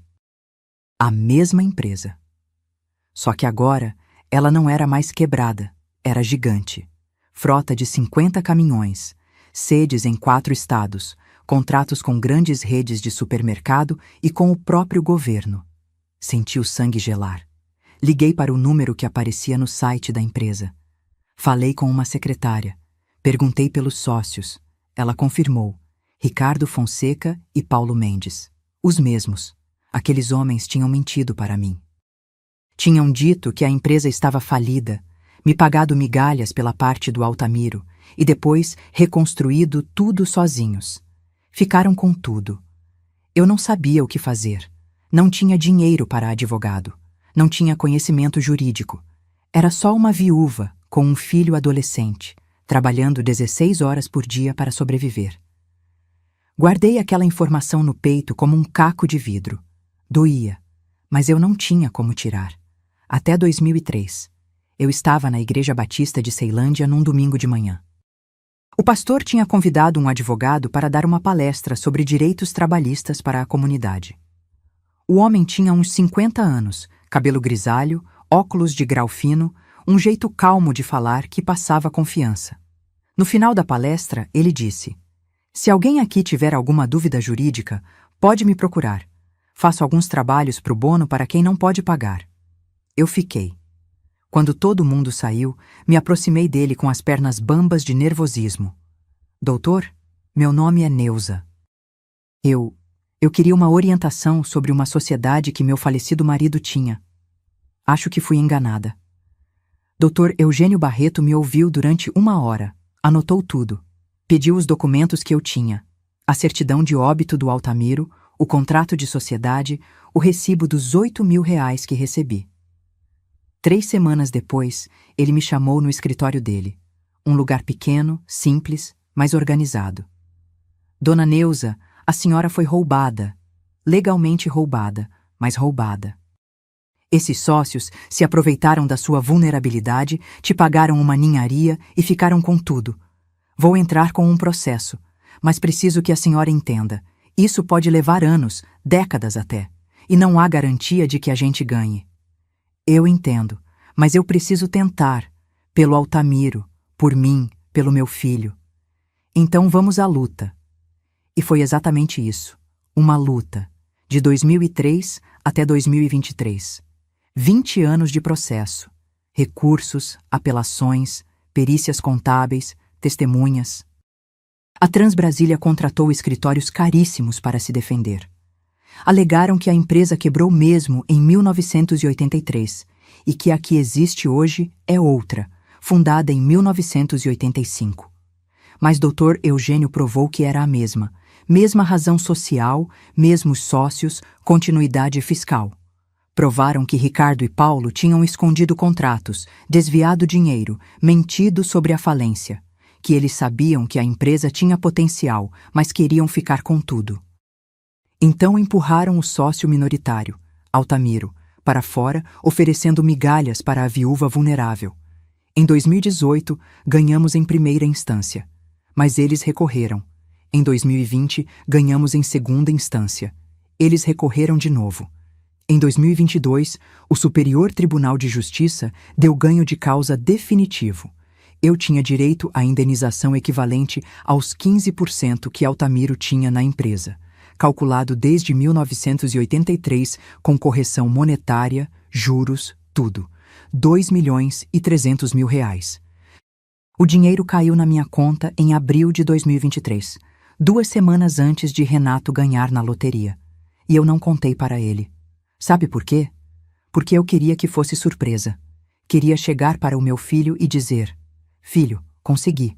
Depois de 40 anos, consegui justiça pelo seu pai. Esse dinheiro é nosso. Vamos usar para ter uma vida melhor, juntos. Eu tinha planos. Queria ajudá-lo a investir melhor, queria viajar com ele, queria finalmente ter aquela relação de mãe e filho que nunca tivemos. Achei que o dinheiro ia aproximar a gente. Mas então veio a loteria. 18 milhões. E meu filho mostrou quem realmente era. Mostrou que nunca foi questão de ter ou não ter dinheiro. Era questão de caráter, ou da falta dele. Na manhã daquela quarta-feira, às 10 horas, liguei para o Dr. Eugênio. Estou pronta, falei. A senhora é uma mulher forte, dona Neuza. Seu marido estaria orgulhoso. Desliguei. Vesti o mesmo conjunto de linho bege, o mesmo batom vermelho suave. Coloquei o relógio de prata do Altamiro. Peguei minha bolsa de couro e olhei no espelho. A mulher que me encarava de volta não era mais aquela Neuza curvada, cansada, resignada. Era uma mulher de costas retas, queixo erguido, olhar firme. Uma mulher que tinha sobrevivido a 42 anos de luta, que tinha criado um filho sozinha, que tinha esperado 4 décadas por justiça e finalmente a conquistou. Uma mulher que não precisava mais provar nada para ninguém, especialmente não para um filho ingrato. Saí de casa às 12h30. Cheguei na Caixa Econômica Federal às 1h15. Dr. Fabrício me recebeu pessoalmente na entrada. Dona Neuza, está preparada? Estou. Seu filho confirmou presença para as 2. Vem com a esposa. Ótimo. Quero que ela veja também. Subimos para a sala VIP. Dr. Fabrício serviu café. Conversamos sobre amenidades. Ele me contando sobre a mãe dele, Dona Márcia, que agora tinha uma loja de costura própria e estava bem de vida. 2 horas. O telefone da recepção tocou. Dr. Fabrício, o senhor Renato Tavares chegou. Meu coração acelerou, mas mantive a expressão calma. Manda subir. Ouvi o elevador. Ouvi passos apressados no corredor. Ouvi a voz de Jéssica, alta, empolgada. Amor, 18 milhões em dinheiro. Você pensou onde a gente vai guardar tudo isso? A porta se abriu. E quando Renato me viu sentada naquela poltrona de couro, com o gerente regional ao meu lado, com uma xícara de café na mão e aquele relógio de prata brilhando no meu pulso, o mundo dele desabou. Porque tem coisas que o dinheiro compra, e tem coisas que só a verdade pode pagar. A cor sumiu do rosto do Renato em 2 segundos. Foi como ver alguém levando um soco invisível no estômago. O corpo inteiro se retesou, a boca abriu num ó silencioso, os olhos arregalaram tanto que dava para ver o branco ao redor da íris castanha. Jéssica ainda não tinha entendido. Ela entrou atrás dele, toda produzida, vestido laranja berrante, aquele salto agulha ridiculamente alto, a bolsa da Prada pendurada no braço que eu tinha certeza que ela tinha comprado no mesmo dia da loteria. O cabelo dela estava diferente, mais loiro ainda, com aquelas mechas que custam uma fortuna em salão de luxo. Renato, amor, por que você Ela congelou quando me viu. A sobrancelha arqueou, aquele gesto de quem está prestes a soltar algum veneno. Dona Neuza? O que a senhora está fazendo aqui? Não respondi. Apenas tomei um gole lento do meu café expresso, deixei a xícara de porcelana de volta no pires com um tilintarzinho delicado e olhei para o Dr. Fabrício. Doutor, acho que podemos começar? Dr. Fabrício se levantou, estendeu a mão para Renato de forma profissional. Boa tarde, senhor Renato Tavares. Sou Fabrício Andrade, gerente regional. Seja bem-vindo. A senhora também, dona Jéssica. Ele acenou para as poltronas. Por favor, sentem-se. Vou precisar de alguns documentos antes de liberarmos o prêmio. Renato não se mexeu. Continuou me encarando como se eu fosse uma aparição, um fantasma, algo impossível de estar ali. Mãe. A voz dele saiu rouca. O que? Como? Por que a senhora está aqui? Foi Jéssica quem quebrou o silêncio, já recuperada do choque inicial, já voltando ao modo ataque. Renato, ela provavelmente veio implorar para você dar dinheiro para ela. Dona Neuza, olha, nós já conversamos sobre isso. Meu marido não pode ficar distribuindo o prêmio dele para todo mundo que aparece com a mão estendida. A sala ficou tão silenciosa que dava para ouvir o zumbido do ar-condicionado. Doutor. Fabrício pigarreou desconfortável. Olhou para mim como se pedisse permissão para intervir. Eu apenas balancei a cabeça levemente. Não, deixa ela falar. Deixa ela cavar o próprio buraco. Jéssica. Renato puxou o braço dela, a voz baixa. Não fala assim com a minha mãe. Tarde demais para defender, filho. 42 anos, tarde demais. Senhor Renato, a senhora Jéssica, Doutor Fabrício voltou ao tom profissional, aquele tom neutro de quem lida com situações constrangedoras todo dia. Vamos focar no procedimento do saque? Por favor, sentem-se. Jéssica puxou Renato pelo braço e os dois se sentaram nas poltronas de frente para a mesa. Ela me lançou um olhar de canto de olho, daqueles olhares venenosos que mulher dá quando sente que está perdendo território. Doutor Fabrício abriu uma pasta. Antes de iniciarmos o processo de saque dos 18 milhões, preciso informá-los sobre algumas formalidades. O valor será depositado numa conta especial. Vocês se tornarão clientes premium do banco, terão acesso à consultoria financeira exclusiva. Ele continuou falando, mas eu vi que Renato não estava prestando atenção. Ele continuava me olhando de soslaio, tentando entender. Jéssica, por outro lado, bebia cada palavra. Já estava calculando, planejando, sonhando acordada com aquele dinheiro. Foi quando o Dr. Fabrício largou a bomba. E aproveito para informar que a dona Neuza também é nossa cliente premium. De fato, ela chegou antes dos senhores hoje porque tínhamos uma reunião de planejamento patrimonial agendada. O tempo parou. Renato piscou 3 vezes seguidas, processando a informação. O quê? A dona Neuza, Dr. Fabrício repetiu calmo. É cliente premium da Caixa Econômica Federal desde segunda-feira desta semana. Depositou um valor significativo e está sendo atendida pelo nosso setor de investimentos de alto patrimônio. Jéssica soltou uma risada curta, daquelas risadas de incredulidade misturada com desprezo. Cliente premium? Dona Neuza? Ela me olhou de cima a baixo. Com que dinheiro? Silêncio. Olhei para ela. Realmente olhei. Vi aquela mulher que tinha passado 3 anos me tratando como lixo, me humilhando, me afastando do meu próprio filho. E senti nada. Nem raiva, nem mágoa. Só um vazio frio, onde antes havia esperança de que ela mudasse. 2.300.000 reais, falei, a voz saindo tão calma que até eu me surpreendi. Indenização judicial referente à sociedade que meu falecido marido tinha na Transbrasília Logística. O processo correu durante 20 anos. Ganhou. O dinheiro caiu na minha conta há 2 semanas. O queixo de Jéssica despencou. Renato ficou branco. Não aquele branco de susto. Aquele branco de quem acabou de entender que cometeu o maior erro da vida. Mãe. Ele tentou falar, mas a voz falhou. 2 semanas antes da sua loteria, Renato. Continuei, implacável agora. Eu recebi essa notícia e fiquei tão feliz, porque finalmente ia poder ajudar você. Ia poder chegar para o meu filho e dizer, conseguimos. Depois de 40 anos de luta, conseguimos. O dinheiro do seu pai finalmente veio, e eu queria dividir com você. Queria investir no seu futuro, no nosso futuro. Vi as mãos dele tremendo. Mas aí você ganhou na loteria. E eu pensei, perfeito. Vou esperar você se acalmar com toda essa euforia e depois conto a novidade. Vamos comemorar juntos, mãe e filho, finalmente com condições de viver tranquilos. Minha voz endureceu. Só que você não me deu tempo, não é, Renato? Você me chamou na sua casa, me expôs na frente de estranhos, me chamou de mãe pobre que atrasa. Me expulsou porque eu pedi ajuda de R$ 1.800 para uma geladeira. Enquanto você tinha acabado de ganhar 18 milhões. Ele estava tremendo agora.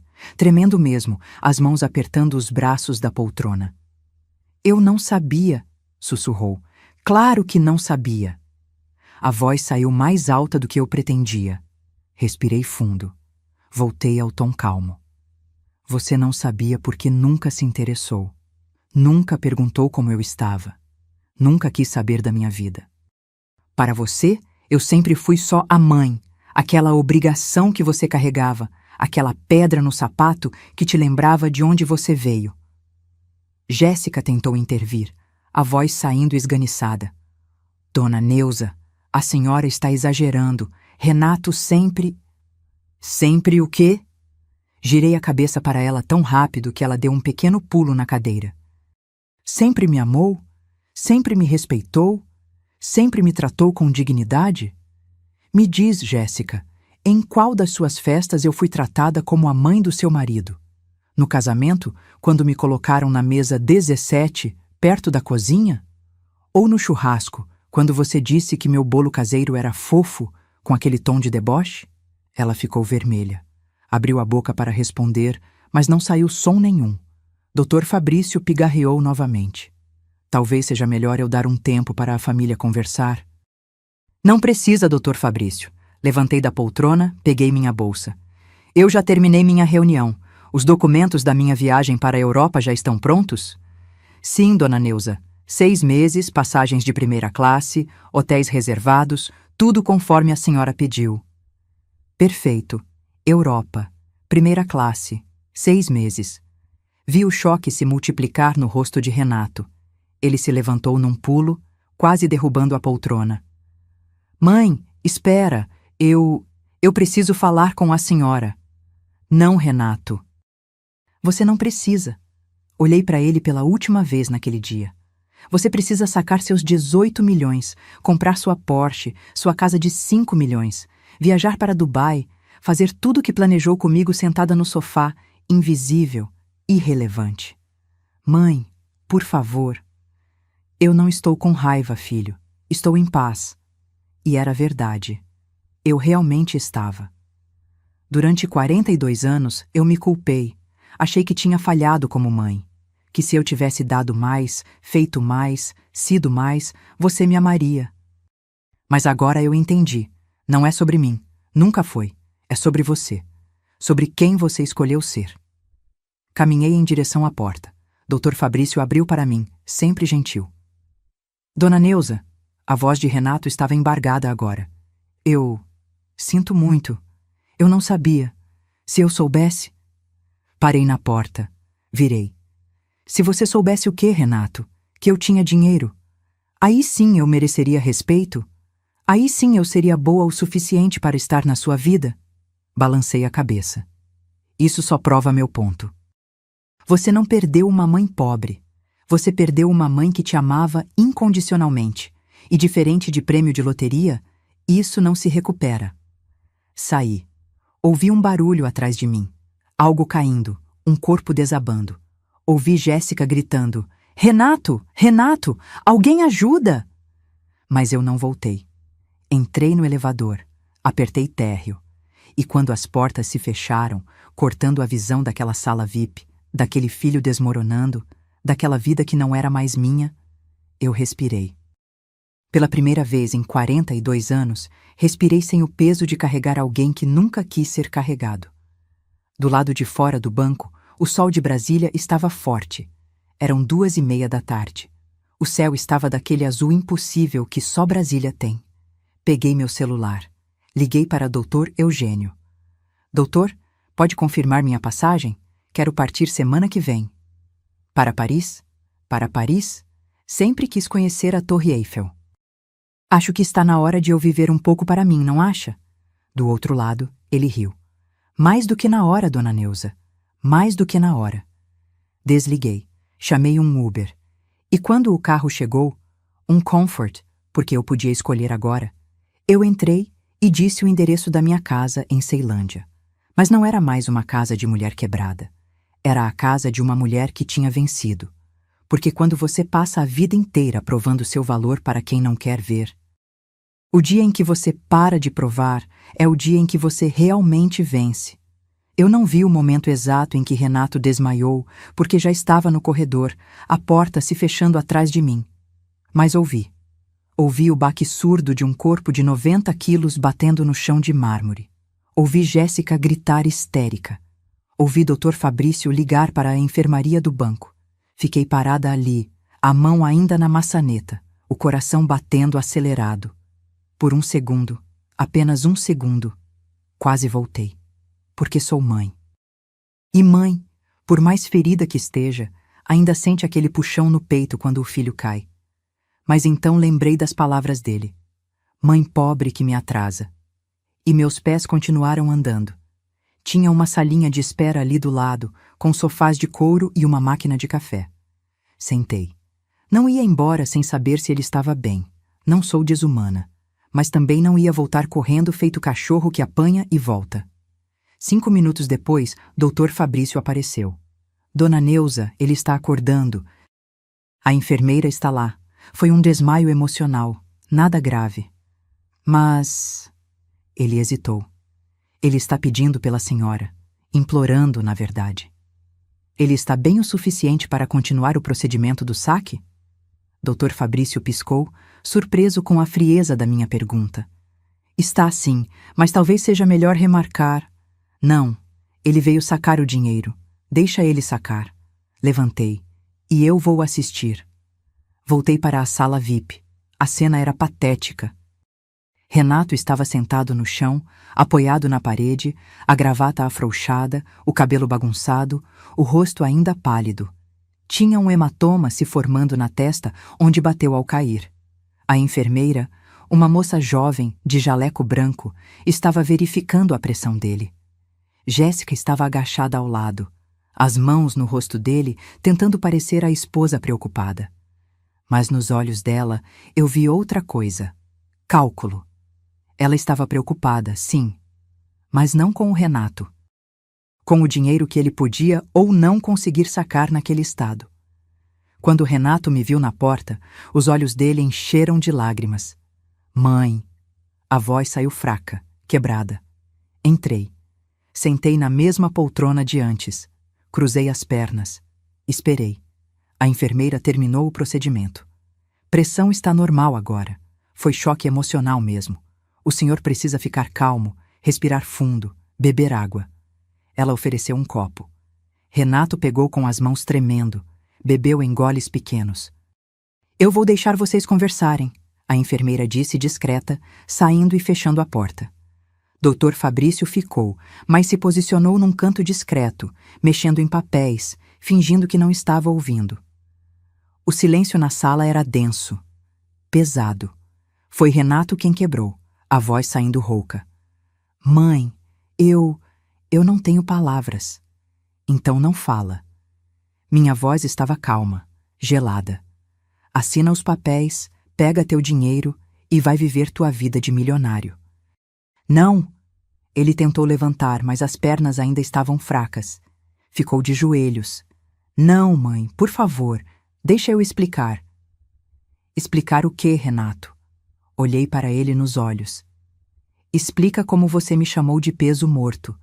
Explica como você me expulsou da tua casa por eu pedir R$ 1.800.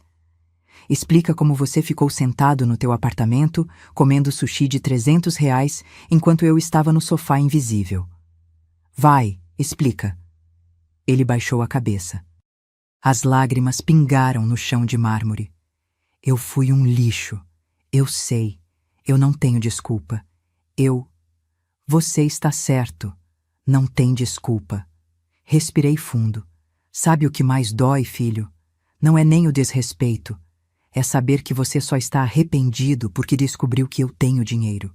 Se eu tivesse entrado aqui pobre, de fato, pedindo esmola como a Jéssica sugeriu, você teria me enxotado de novo. Não, não é verdade! Ele levantou a cabeça, desesperado. Eu já estava me sentindo mal desde domingo. Eu não conseguia dormir, não conseguia comer direito. A Jéssica percebeu, me perguntou o que era, e eu disse que tinha tratado a senhora mal.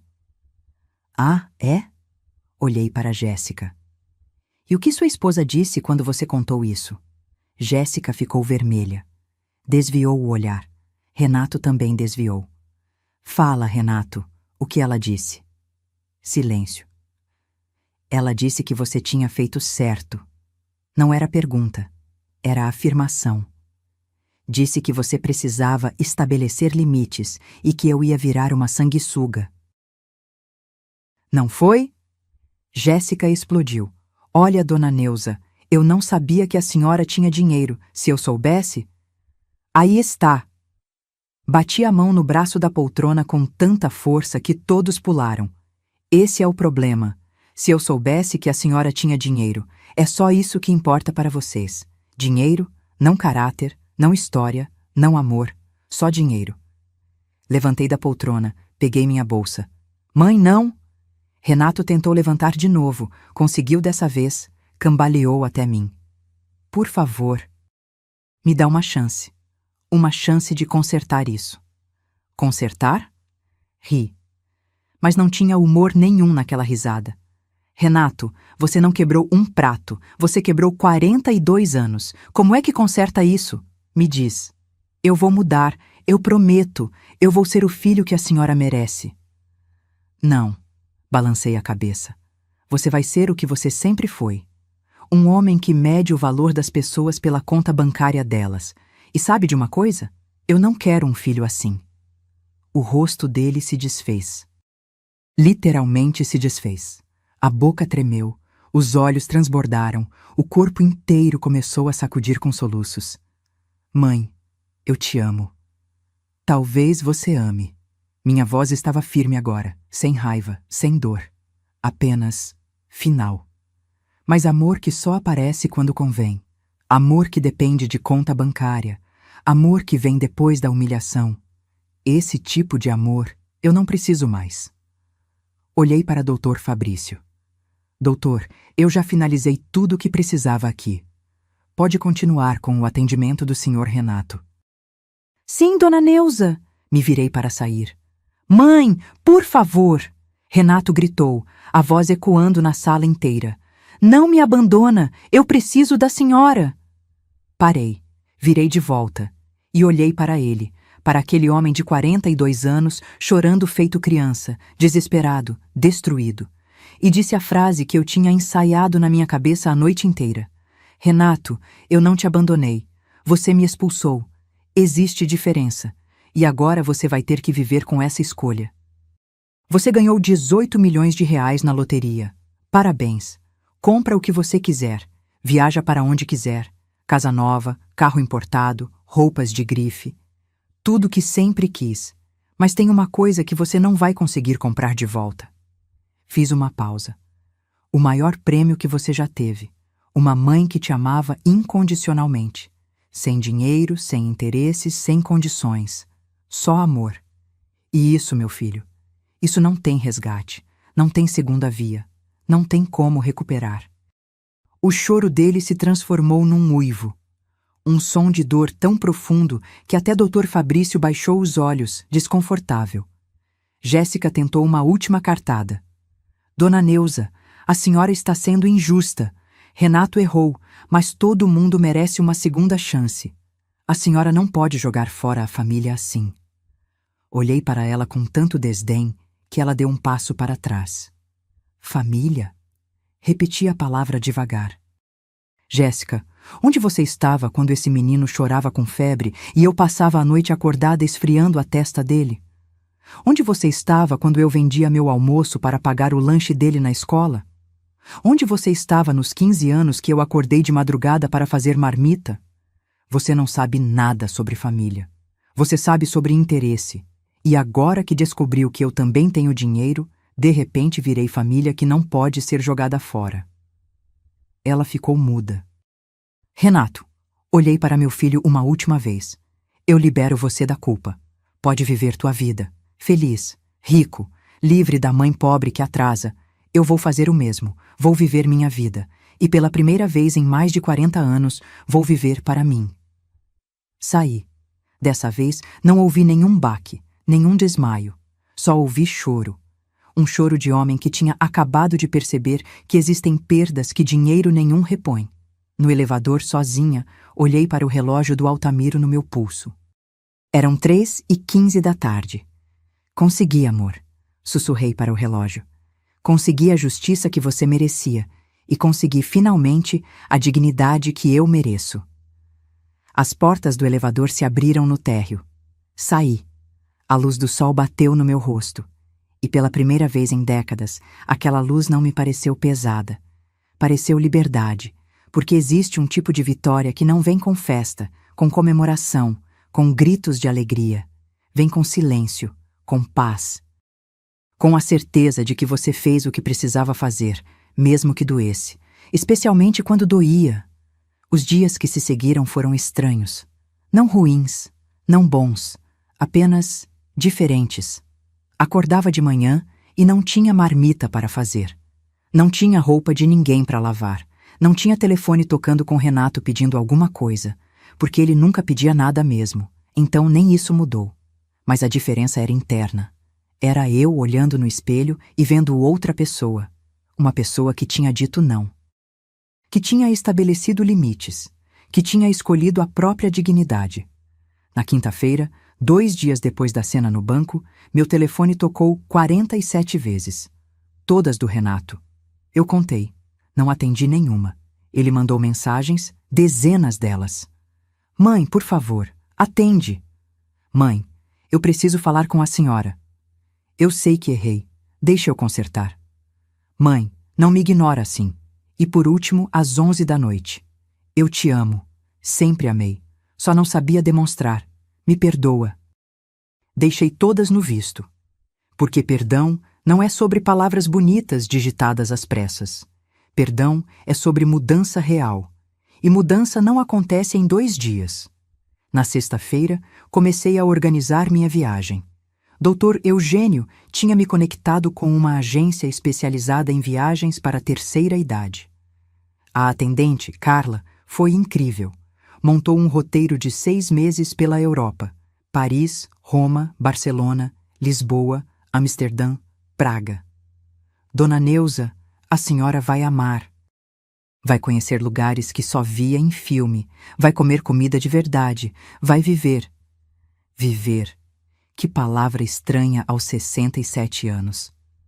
Como se eu tivesse passado todas essas décadas apenas sobrevivendo. E talvez tivesse. No sábado, Renato apareceu na minha porta. Eram 3 da tarde. Eu estava organizando documentos para a viagem quando ouvi a campainha. Olhei pelo olho mágico e lá estava ele. Sozinho dessa vez. Sem Jéssica. Camisa amarrotada, olheiras fundas, cabelo sem gel, barba por fazer. Parecia que tinha envelhecido 10 anos em uma semana. Não abri a porta, mas falei através dela. Renato, não quero visitas. Mãe, por favor, só 5 minutos. Não, eu preciso falar com a senhora. E eu preciso de paz. Vá embora. Ouvi um soluço do outro lado. Mãe, a Jéssica foi embora. Isso me fez pausar. O quê? Ela foi embora, pegou as coisas e foi para a casa dos pais. Disse que casou comigo achando que eu era uma coisa e descobriu que sou outra. Que não quer ficar com um homem que trata a própria mãe daquele jeito. Ironia suprema. A mulher que tinha me tratado como lixo durante 3 anos agora usava isso como desculpa para abandonar o navio. Sinto muito, Renato, mas não é problema meu. Eu sei! A voz dele subiu, desesperada. Eu sei que não é. Eu só queria que a senhora soubesse que eu tô sozinho agora. Tô sozinho e percebendo o quanto eu estraguei tudo. O dinheiro tá aqui, os 18 milhões, mas eu não consigo nem olhar para a conta sem sentir nojo de mim mesmo.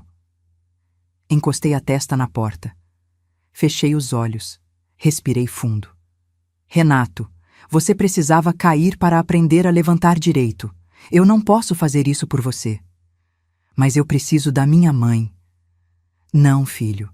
Você precisa aprender a ser um homem decente. E isso você só consegue sozinho. Quando você conseguir, se conseguir, talvez a gente converse. Mas não agora. Agora eu preciso viver minha vida. Silêncio do outro lado. Depois, passos se afastando. Ouvi o barulho do carro dele ligando e indo embora. Abri a porta 10 minutos depois. No chão, um envelope. Dentro, um cheque de 2 milhões de reais em meu nome e um bilhete. Mãe, sei que dinheiro não compra perdão, mas quero que saiba que reconheço tudo que a senhora fez por mim. Esse dinheiro é seu. Sempre foi. Porque tudo que eu tenho foi a senhora que construiu. Te amo. Mesmo não merecendo ser amado de volta. Renato. Rasguei o cheque. Não por raiva, mas porque eu não precisava do dinheiro dele. Eu tinha o meu, conquistado com 40 anos de luta e dignidade. E mais importante, eu tinha aprendido que existem coisas que dinheiro não compra, não repõe, não conserta. Uma semana depois, embarquei para Paris. Primeira classe. Champanhe no avião. Poltrona que vira cama. Filme francês com legenda. E quando o avião decolou de Brasília, olhei pela janela vendo a cidade ficar pequena lá embaixo e senti algo que não sentia há décadas. Esperança. Não esperança de que Renato mudasse. Não esperança de família perfeita. Esperança em mim mesma. Na minha capacidade de recomeçar aos 67 anos. De viver sem carregar ninguém nas costas. Porque, no fim das contas, a maior lição que dei para meu filho não foi com palavras. Foi mostrando que uma mulher não precisa de validação de ninguém, nem de filho, nem de nora, nem de sociedade, para ter valor. Ela sempre teve, só precisava acreditar nisso. O outono em Paris tinha algo de mágico. As folhas douradas caindo na Champs-Élysées, o cheiro de croissant fresco nas padarias, o som do acordeão tocando perto da Torre Eiffel. Eu passei 6 meses vivendo, não sobrevivendo, vivendo de verdade. Conheci uma brasileira em Roma, a Teresa de Salvador, 63 anos, viúva também. Viramos amigas inseparáveis. Tomávamos vinho em bistrôs de Barcelona, andávamos de gôndola em Veneza, ríamos de bobagens em Lisboa. Pela primeira vez, eu tinha amigas da minha idade que entendiam minha história porque tinham histórias parecidas. Neuza, você tá diferente, Teresa me disse num café em Amsterdã. Tá com aquele brilho no olho de quem se encontrou. E ela estava certa. Eu tinha me encontrado. Voltei para Brasília em outubro. O voo aterrissou às 6 da manhã e quando pisei no aeroporto internacional, senti o ar seco característico da cidade me receber. Estava em casa. Mas era uma casa diferente agora. Porque eu era diferente. Reformei minha casa com R$350 mil. Troquei o telhado, refiz o banheiro, coloquei piso novo, pintei tudo. Comprei móveis novos, nada extravagante, mas confortável, bonito, meu. A geladeira nova, grande, de inox, ficou linda na cozinha reformada. Criei um fundo de R$500 mil para ajudar mãe solo de Ceilândia. Chamei de Fundo Altamiro Tavares, em homenagem ao meu marido. Todo mês, 5 mulheres recebiam auxílio para creche, material escolar, cesta básica. Dona Edileuza, minha vizinha, virou coordenadora do projeto. E comecei a dar aulas de costura para jovens da comunidade. De graça, porque eu sabia o que era não ter opção, não ter saída, não ter esperança. Renato tentou contato 52 vezes durante minha viagem. Mensagens, ligações, e-mails. Eu respondi apenas uma vez, depois de 3 meses. Estou bem, vivendo minha vida. Quando voltar, a gente conversa. Talvez. 2 dias depois que voltei, ele apareceu de novo na minha porta. Era domingo de tarde. Toquei a campainha e, quando abri, quase não o reconheci. Ele tinha emagrecido uns 15 quilos. Barba curta bem feita, roupas simples, calça jeans e camisa polo, olhos claros, mas cansados. E nas mãos, nada, sem presentes caros, sem flores exageradas, só ele. Oi, mãe. Oi, Renato. Ficamos ali na porta, nos medindo. Posso entrar? Hesitei, mas assenti. Ele entrou e parou no meio da sala, olhando tudo, a casa reformada, os móveis novos, as fotos da minha viagem na parede. A casa tá linda, mãe. Obrigada. Silêncio desconfortável. Eu não ia facilitar, não dessa vez. Ele começou, a voz falhando. Eu passei esses 6 meses fazendo terapia, 2 vezes por semana. A terapeuta me fez enxergar muita coisa, sobre mim, sobre como eu tratei a senhora, sobre tudo. Não respondi, apenas ouvi. A Jéssica não voltou, pediu divórcio. Ficou com metade dos 18 milhões, segundo o regime de comunhão parcial de bens. 9 milhões para cada. E sabe de uma coisa? Eu nem me importei, porque eu percebi que ela nunca me amou. Ela amou a ideia do que eu poderia dar para ela. Renato, eu não preciso saber da sua vida conjugal. Eu sei, mas eu preciso te contar. Preciso que a senhora entenda que eu acordei. Tarde, muito tarde, mas acordei. Ele respirou fundo. Eu não vim pedir perdão, porque eu sei que não mereço. Vim pedir uma chance. Uma chance de construir uma relação de novo, do zero, como adultos, com respeito. Olhei para ele. Realmente olhei. E vi algo diferente. Não era mais aquele homem arrogante, cego por dinheiro. Era alguém quebrado tentando se reconstruir. Renato, eu não sei se consigo confiar em você de novo. Eu sei, e não espero que confie agora. Só espero que me deixe tentar provar, com tempo, com ações, que eu mudei.